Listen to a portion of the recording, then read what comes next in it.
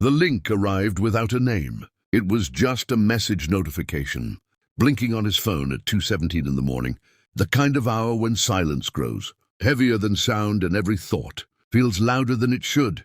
Arman had been awake anyway, staring at the ceiling, counting the faint cracks that ran like veins above him. Sleep had abandoned him months ago, around the same time she did. He didn't expect anything from the message. No one texted him at that hour anymore. Not since he had slowly disappeared from everyone's lives, answering less, calling back never, letting relationships dry out like neglected plants. But curiosity is a stubborn thing. It doesn't care about wounds or fatigue. He picked up the phone. A single link. No text, no explanation. Just that. He stared at it for a long time, thumb hovering above the screen. There was something unsettling about it, something that made his chest tighten in a way he couldn't explain. It felt personal, even though it shouldn't have. He checked the number. Unknown. His first instinct was to ignore it, delete it, pretend it never existed. But his life had become a long sequence of things left unanswered, avoided, buried, and he was tired of running from everything. So he tapped it. The video opened slowly, buffering as if it carried something heavier than data. The screen remained black for a few seconds, and he almost closed it, assuming it was broken. Then the image appeared. It was a street. Familiar. Too familiar. Arman sat up, his heartbeat suddenly loud in his ears. The camera was shaky, like someone was holding it while walking. Streetlights flickered overhead, casting uneven shadows across the pavement. He knew that street. It was the one near his old apartment, the place he had left behind without ever really saying goodbye. The camera moved forward, slowly, deliberately, as if it knew exactly where it was going.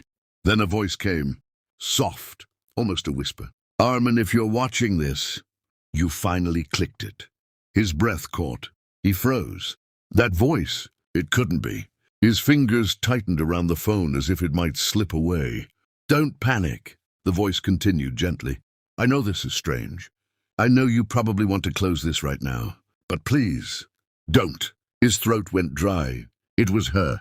It was Sana, the girl who had once filled every corner of his life, and then just as suddenly vanished from it. The girl he had spent months trying to forget, and years failing to. The video kept moving. It turned a corner, the camera tilting slightly, and Arman recognized the small cafe at the end of the street. The place where they had spent countless evenings talking about everything and nothing. His chest tightened painfully. I recorded this a long time ago, Sana's voice said. I didn't know if you would ever see it. I wasn't even sure if I should send it. But some things, they don't let you stay silent forever. Arman shook his head slightly as if trying to wake himself up. This wasn't real. It couldn't be. He hadn't heard her voice in 3 years. 3 long, empty years. The video stopped in front of the cafe door. The camera lingered there, unmoving. Do you remember this place? She asked softly. Of course you do. You remember everything. You always did. A bitter smile tugged at his lips. Yes, he remembered too much. The way she used to laugh, head thrown back without hesitation. The way she held her cup with both hands, as if trying to absorb warmth from it. The way she would look at him when she thought he wasn't paying attention. I used to think memories were a blessing, she continued. That holding on to moments meant they would never really end. But I was wrong. The camera finally moved again, pushing the cafe door open. It was empty inside. Dark. Abandoned. Dust floated in the air, visible only because of the faint light creeping through the windows. Arman's heart sank. It had closed. Of course it had. Time doesn't wait for anyone. Things change, Sana whispered. Places change. People change. He swallowed hard. That was the part he couldn't accept. The video moved deeper into the cafe, stopping at a corner table. Their table, the one by the window. I used to sit here after you left, she said. Not immediately. I couldn't. It hurt too much at first, but eventually I came back. I think I wanted to prove to myself that I could still exist in the same world without you. Arman's chest tightened painfully. Why was she saying this now? Why send this after all this time? I was angry at you, she admitted. For a long time. You disappeared, Arman. You didn't fight. You didn't try. You just let go. His grip on the phone trembled. That wasn't how he remembered it. He remembered the arguments, the misunderstandings, the silence that grew between them like a wall neither of them knew how to break. I thought you didn't care, she continued. I told myself that over and over again.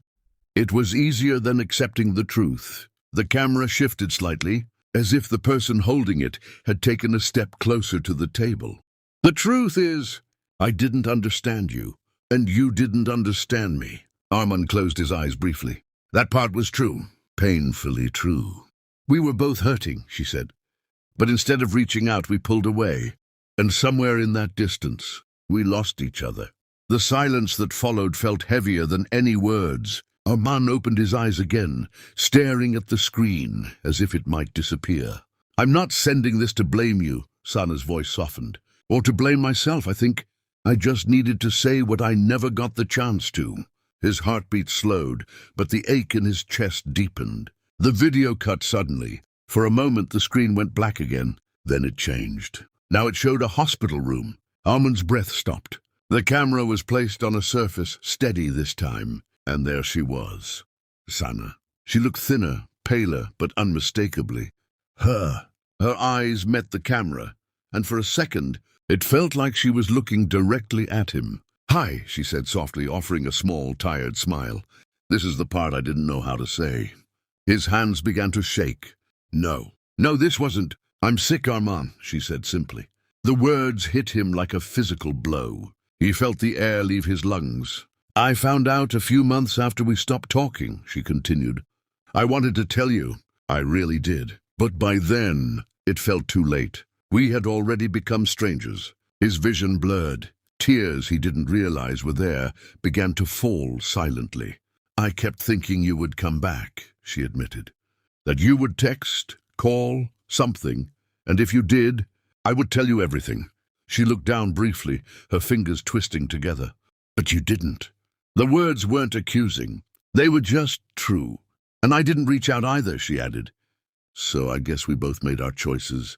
Arman pressed his lips together, trying to hold himself together, but it was useless. Regret flooded him, heavy and suffocating. I recorded the other part of this video because I didn't know if I'd get another chance, she said. And I'm recording this now because I still don't know. She looked back at the camera, her eyes softer now. There's something I need you to understand. He leaned closer, as if proximity could somehow change what he was about to hear. I never stopped loving you. The words broke something inside him. Completely. Irreversibly. I tried, she whispered. I really did.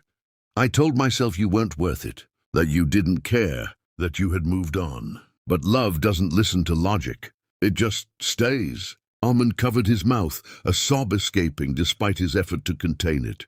I don't know if you still think about me, she continued. I don't know if you've found someone else, or if you've finally found peace. And I don't want to disturb your life. Her smile trembled slightly. But if there's even a small part of you that remembers us, I want you to remember this too. She took a slow breath. You mattered to me, more than anything. The room fell silent. Even the faint hospital sound seemed to fade. I'm not asking you to come find me, she said gently. I'm not asking for anything. This isn't a goodbye, or maybe it is. I don't know. Her eyes glistened, but she didn't look away. I just didn't want to disappear from your life without telling you the truth. Arman felt like he was drowning, in memories, in regret, in everything he had left unsaid. I hope you're okay, she said softly. I hope you found your way back to yourself. You always had a way of getting lost in your own mind. A faint laugh escaped her, weak but real. I guess I just wanted you to know that even when we were apart, you were never really gone. The video paused for a second, as if time itself hesitated. Then she leaned slightly closer to the camera. Take care of yourself, Arman. The screen went black, and it stayed that way. Arman stared at it, unmoving, as if waiting for something more. But there was nothing. No explanation, no ending. Just silence. The room around him felt colder than before. He looked at the message again. The unknown number. His fingers moved instinctively, pressing call. It rang. Once, twice. Then a voice answered. Not hers. A man. Hello? Arman's throat tightened. I received a video from this number, he managed to say. Sana, is she? There was a pause on the other end. A heavy one. You must be Arman, the man said quietly. His heart stopped. Yes, he whispered. Another pause. Then the words came. She passed away last week. The world around him collapsed into silence. Completely. Utterly. I'm her brother, the man continued. She asked me to send that video to you. She saved your number. Even after all these years, Arman couldn't speak. He couldn't breathe. I'm sorry, the man added gently.